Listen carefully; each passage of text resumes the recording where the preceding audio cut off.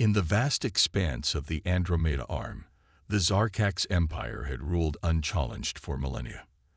Their crystalline ships, powered by quantum-fold technology, had brought countless species under their control through a combination of technological superiority and calculated intimidation.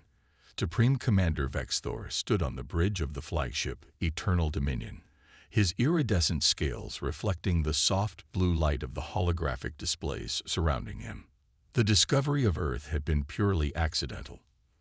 A routine survey mission had detected unusual energy signatures from an unremarkable yellow star system. Initial scans revealed a civilization that had barely reached its solar system's edges, primitive by Zarkax standards. Yet something about these humans intrigued Vexthor. Unlike other species, they showed remarkable diversity in their development. Some still used primitive combustion engines, while others were experimenting with quantum mechanics. Another species ripe for integration, Sub-Commander Xerox observed, her neural tendrils pulsing with anticipation. Our standard protocols should suffice. Vexthor's outer membrane rippled with uncertainty.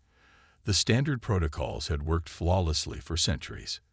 Demonstrate overwhelming force against a minor target, then offer protection in exchange for submission.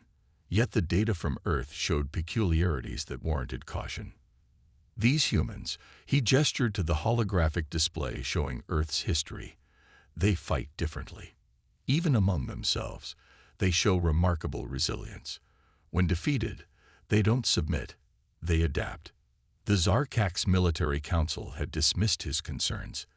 Humans were primitive, their technology inferior, their military forces laughably small compared to the Empire's vast fleets. The decision was made to proceed with standard integration protocols. The target chosen was Omega Station, humanity's most advanced research facility in the Kuiper Belt. Housing just over 300 scientists and support staff, it represented the pinnacle of human technological achievement, while being far enough from Earth to prevent immediate retaliation. The attack came without warning. 3 Zarkax destroyers emerged from quantum space, their crystalline hulls gleaming against the stark backdrop of space. The station's defensive systems activated automatically, but their best weapons barely scratched the advanced shields of the alien vessels. Station Commander Sarah Chen watched in horror as the first salvos struck. She had mere minutes to make a decision that would change the course of human history. Standard protocol called for surrender in such situations. The station's defenses were clearly outmatched. But Chen had read her history. She knew that humanity's greatest strengths emerged in its darkest moments. All personnel, initiate Protocol Phoenix, she commanded, her voice steady despite the chaos around her. And send the package. The Zarkax ships bombarded the station methodically, their energy weapons cutting through the structure with surgical precision. They expected surrender signals, desperate pleas for mercy. Instead, they detected a massive data burst transmission directed toward Earth, followed by an unexpected energy spike from the station's core. Vexthor watched in confusion as Omega Station's reactor went critical. The explosion was far more powerful than their calculations suggested possible, destroying one of their destroyers and severely damaging another. More importantly, the humans had chosen complete destruction over surrender, a response unprecedented in Imperial history. Hours later, as debris from Omega Station drifted through space, the package arrived on Earth. It contained not just the station's research data, but Commander Chen's final message. They expect us to kneel. Show them how humans stand. The response from Earth was silence. Complete and total silence. The Zarkax Empire, accustomed to immediate capitulation, or at least desperate negotiations, found this lack of response disturbing. They had no way of knowing that beneath the surface, humanity was awakening. In underground facilities and hidden laboratories, classified military projects were being accelerated. The greatest minds from every nation were gathering, and ancient rivalries were being set aside. The silence was not submission. It was the calm before a storm that would shake the foundations of an empire that had never learned a crucial lesson. Humans don't break under pressure. they transform. 6 months of silence had made the Zarkax Empire uncomfortable. Supreme Commander Vexthor's already troubled sleep cycles were plagued by memories of Omega Station's final moments. The human's inexplicable choice of destruction over submission had triggered something he hadn't felt in centuries: doubt. In the war room of the Eternal Dominion, tactical displays showed a peculiar phenomenon. Human activities within their solar system had decreased dramatically. Satellite communications had dropped by 60%. Space traffic near their lunar colonies had almost ceased. To most of the Imperial Command, this indicated submission through fear. To Vexthor, it felt like watching a predator coil before striking. "They're hiding something," he announced to his war council. "Our long-range sensors detect unusual energy signatures throughout their system. They're preparing." High Admiral Kexexi, her ceremonial armor gleaming under the crystalline lights, dismissed his concerns with a gesture. "Preparing what? Their most advanced facility couldn't scratch our lowest-grade shields. Whatever they're planning is irrelevant." The answer came sooner than expected. The first sign that something was wrong was when 3 Imperial scout ships went dark near the Orc cloud. Standard procedure dictated sending a destroyer to investigate. The destroyer never returned. The Zarkax Empire had ruled space through superior technology and predictable reactions from inferior species. But humans, they were learning, weren't anything but predictable. When the Empire's first major attack fleet arrived at the edge of the solar system, they found something unprecedented. The void was filled with thousands of small, seemingly primitive craft. Each one barely larger than a shuttle, they appeared to be powered by crude chemical rockets. The Imperial fleet's quantum sensors dismissed them as primitive threats. That was their first mistake. Admiral Elena Santos watched from the bridge of the disguised carrier Deception as the alien fleet approached. The past 6 months had seen humanity's greatest scientific minds working in concert, fueled by the knowledge gained from Omega Station's sacrifice. They had learned much from studying the debris of the destroyed Zarkax destroyer. "All ships, execute Operation Trojan," Santos commanded. "Remember, Omega." The seemingly primitive human ships suddenly changed. What appeared to be chemical rocket exhausts were revealed as advanced plasma drives, carefully disguised to appear primitive. But the real surprise came from within. Each small craft carried a payload that the Zarkax had never encountered: quantum entanglement disruptors, reverse-engineered from the recovered destroyer debris, and enhanced by human ingenuity. The Imperial fleet's sophisticated systems were their greatest weakness. As the disruptors activated, their quantum-linked weapons and shields began to fail. Their crystalline ships, so elegant and advanced, found themselves vulnerable to seemingly primitive but devastatingly effective kinetic weapons. Vexthor watched in horror as his supposedly invincible fleet was torn apart by weapons that shouldn't have worked. The humans had done the impossible. They had taken the Empire's own technology and turned it against them in ways never imagined. But the true genius of humanity's response wasn't just technological. As the battle raged, encrypted transmissions flooded Imperial channels. Information about the Empire's atrocities at Omega Station spread through their fleet. Videos of the station's destruction, along with Commander Chen's final message, reached every ship in the Imperial Armada. The impact was immediate. The Zarkax Empire had maintained control not just through technology, but through careful information control. Their lower ranks were kept in ignorance of the true nature of their peaceful integrations. Now, faced with undeniable evidence of their leader's brutality, many began to question their loyalty. The battle ended not with a decisive victory, but with something far more dangerous to the Empire: dissent. A third of the Imperial fleet refused orders to continue the attack. Several ships actually turned their weapons on their own command vessels. As the remnants of the Imperial fleet retreated in disarray, Admiral Santos allowed herself a small smile. The data burst from their quantum entanglement disruptors had done more than just disable enemy weapons. It had planted the seeds of rebellion within the Empire itself. On Earth, the unified human leadership reviewed the battle footage. They had bloodied the Empire's nose and exposed its vulnerabilities, both technological and social. But they knew this was just the beginning. The Empire would return, this time with ships modified to resist their current tactics. Humanity would need to evolve again, to innovate and adapt. In his private chambers aboard the retreating flagship, Vexthor reviewed the battle data with growing concern. The humans hadn't just defeated an Imperial fleet. They had done something far worse. They had shown the Empire's own people that their leaders could be wrong, that their technology could be overcome, that their dominion was not absolute. The Empire had wanted to teach humanity its place in the galaxy. Instead, humanity was teaching the Empire about the true nature of power, that it doesn't always flow from the barrel of the biggest gun, but from the strength of conviction and the power of truth. The Imperial Palace on Zarkax Prime had never seen such chaos. The Grand Council Chamber, with its towering crystalline spires and quantum-locked gravity platforms, echoed with angry voices. Supreme Leader Karkalan faced the biggest crisis in Imperial history. 3 more colony worlds have declared independence, High Admiral Kexexi reported, her scales dulled with stress. They're citing the Omega Protocols as justification. She spat the term like a curse. What had begun as a simple integration operation had evolved into a mimetic virus spreading through Imperial society. Meanwhile, in a hidden facility beneath the Mariana Trench, humanity's best minds were implementing the next phase of their resistance.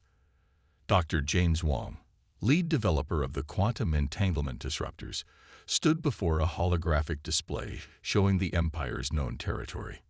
They've adapted to our first-generation disruptors, he explained to the assembled military leadership. But they've made a fundamental mistake. They're still thinking in terms of conventional warfare. The human response had been anything but conventional. Instead of building bigger ships or more powerful weapons, they had turned to their greatest strength: diversity of thought. Teams of hackers worked alongside quantum physicists. Marine biologists collaborated with military strategists. Every field of human knowledge was being weaponized in ways the Empire could never predict. The first strike of this new phase came not from ships or soldiers, but from culture. Human entertainment, art, and music began appearing on Imperial networks. The Empire's rigid control of information made their population desperately curious about these new aliens who dared to resist. What started as contraband soon became a flood. Vexthor, now tasked with internal security, found himself fighting an impossible battle. For every human transmission they blocked, 3 more appeared. The Empire's youth were particularly susceptible, fascinated by human concepts of individual freedom and self-determination. But the cultural invasion was just a distraction. The real attack came through the Empire's own communication networks. Hidden within the streams of human entertainment were quantum-encrypted signals that slowly reprogrammed Imperial technology. Their crystalline ships, the pride of the Empire, began experiencing mysterious malfunctions. The beauty of crystal-based quantum computing, Dr. Wong had explained, is that it's susceptible to resonance patterns. The Empire built their entire civilization on the perfect alignment of quantum states. We're introducing chaos into their order. The effects were devastating. Imperial ships would suddenly find their navigation systems redirecting them to random coordinates. Weapon systems would target empty space. Communication networks would broadcast human resistance messages on encrypted Imperial channels. The Empire's response was predictable. They tried to isolate their systems, to purge all human influence from their networks. But they discovered an uncomfortable truth. Their technology had become so integrated, so dependent on quantum synchronization, that total isolation was impossible without reducing their capabilities to pre-spaceflight levels. In the Outer Rim territories, Imperial Governor Zixixa watched with growing unease as her perfectly ordered world descended into what humans would call jazz. The rigid schedules and precise hierarchies that had defined Imperial life for millennia were breaking down. Her own daughter had been caught listening to human music and asking dangerous questions about individual choice. The Empire had always assumed that their superiority lay in their advanced technology and unified purpose. But humanity's attack struck at something more fundamental, the very concept of superiority itself. Every imperial citizen who encountered human ideas was forced to question the foundations of their society. Admiral Santos, coordinating the resistance from the newly commissioned Earth Defense Fleet, understood what many of her colleagues didn't. This was no longer just a war of ships and weapons. It was a war of ideas, of ways of thinking. The Empire's greatest weakness wasn't their dependence on quantum technology or their rigid military doctrine. It was their inability to imagine alternatives to their own way of life. In orbit around Jupiter, a small fleet of human ships demonstrated this philosophy in action. When an Imperial battle group arrived, expecting another direct confrontation, they instead found their targets seemingly phasing in and out of reality. Quantum uncertainty fields, Dr. Wong had called them. If they want to fight us with quantum technology, let's show them what happens when you embrace uncertainty instead of trying to control it. The Empire's perfectly calibrated weapons couldn't lock onto targets that existed in multiple quantum states simultaneously. Their rigid battle formations broke apart trying to engage an enemy that seemed to follow no logical pattern of movement. But the true masterstroke was yet to come. As the Empire struggled to maintain control of their technology and their population, humanity prepared to introduce something the Empire had never encountered in all its millennia of conquest: democracy. The once pristine halls of the Imperial Academy on Zarkax Prime now echoed with heated debates. Young officers gathered in secret, discussing ideas that would have been unthinkable months ago. Words like choice and freedom passed between them in whispers, carried on quantum-encrypted channels designed by human hackers. Supreme Leader Karkalan faced the Grand Council, his iridescent scales dulled with exhaustion. The latest reports showed that 20% of the Imperial fleet had gone dark, their crews refusing orders to attack human positions. Worse, some of these ships had begun protecting human merchant vessels, venturing into Imperial space. The humans call it defection, High Admiral Keksexi explained, her voice heavy with disgust. They're turning our own people against us without firing a shot. On Earth, the Unified Defense Council watched these developments with careful optimism. Admiral Santos and Dr. Wong had created something unprecedented. A weapon that didn't destroy the enemy's ships, but instead made their crews question why they were fighting at all. The Empire's greatest weakness, Dr. Wong explained to the Council, isn't their technology. It's their inability to handle contradiction. Their entire society is built on absolute certainty. We're introducing doubt into a system that can't process it. The effects were spreading faster than anyone had anticipated.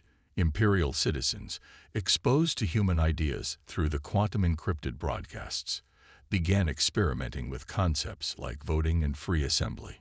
On dozens of worlds, the perfectly ordered Imperial society was transforming into something new and unpredictable. Vex Thor, watching from his command post, recognized the pattern too late. The humans hadn't just developed new weapons, they had weaponized their own social evolution. Every failed experiment, every civil rights movement, every revolution and counter-revolution in human history had taught them lessons they were now using against the Empire. The breaking point came from an unexpected source. On the Imperial capital world, a group of young scientists, inspired by human scientific methods, published a revolutionary paper. They demonstrated that the Empire's fundamental belief in their quantum technological superiority was based on a limited understanding of quantum mechanics itself. Humans don't try to control quantum uncertainty, the paper explained. They embrace it. Their technology isn't primitive. It's operating on principles we never considered because they contradicted our basic assumptions. The paper spread through Imperial networks like wildfire, despite desperate attempts to suppress it. The Empire had always justified its rule through technological superiority.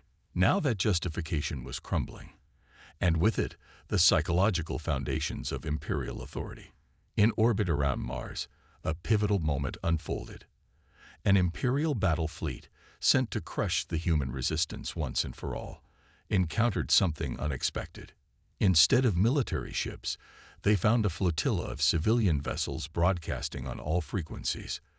These ships carried Imperial citizens, scientists, artists, and ordinary people who had fled the Empire to live among humans. The fleet commander, faced with orders to fire on his own people, made a choice that would echo through history. He ordered his ships to stand down. One by one, other Imperial fleets across the galaxy began doing the same. The Empire's response was swift and brutal. Loyalist forces were ordered to arrest any commander who showed signs of human sympathy. But this only accelerated the breakdown.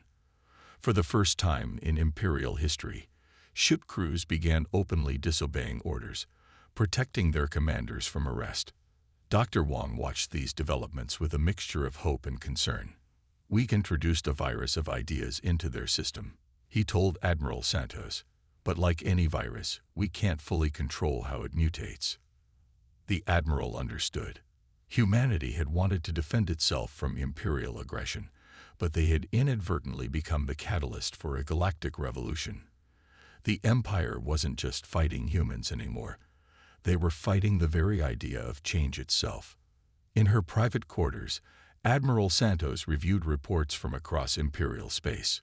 The Empire's rigid hierarchy was fracturing along multiple fault lines. Young versus old, reformers versus traditionalists, those who embraced change versus those who feared it.